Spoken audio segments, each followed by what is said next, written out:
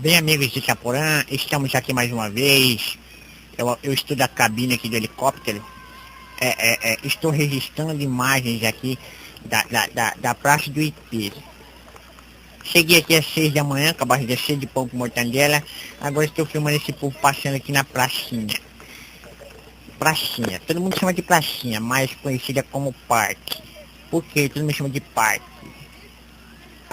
Porque é muito bem arrumadinho, você tá me entendendo? É bem arrumado. Olha ali a molecada. A molecada gosta de correr, você vê? Você vê como é que é bonito? Como é que é bonita a molecada correndo?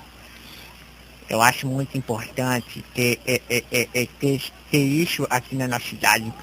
Porque na nossa cidade é muito importante para bosta nenhuma. Porque não é importante para merda nenhuma, né?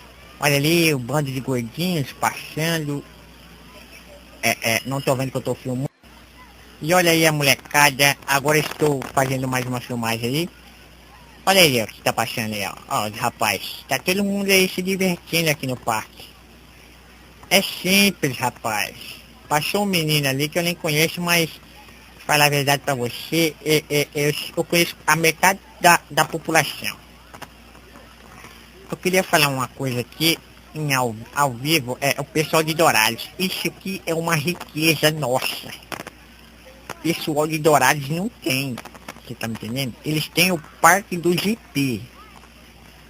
Lá só tem cabeçudo. Eu fui lá, vi, só tem cara cabeçudo lá.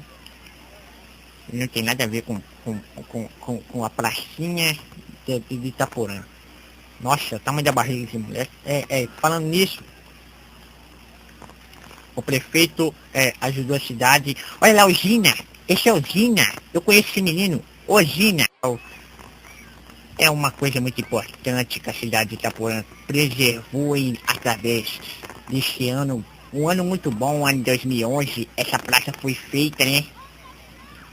Pra começar, não foi feito em 2011. Foi feito no finalzinho de 2010. Eu não sei o que eu tô falando de 2011, mas... Gente do céu, é muito importante o que eu tô falando aqui. A molecada fica toda satisfeita. Mas não pode começar a estragar nossa praça. Aí é muito lindo, olha lá. Sai do meio, filha da puta.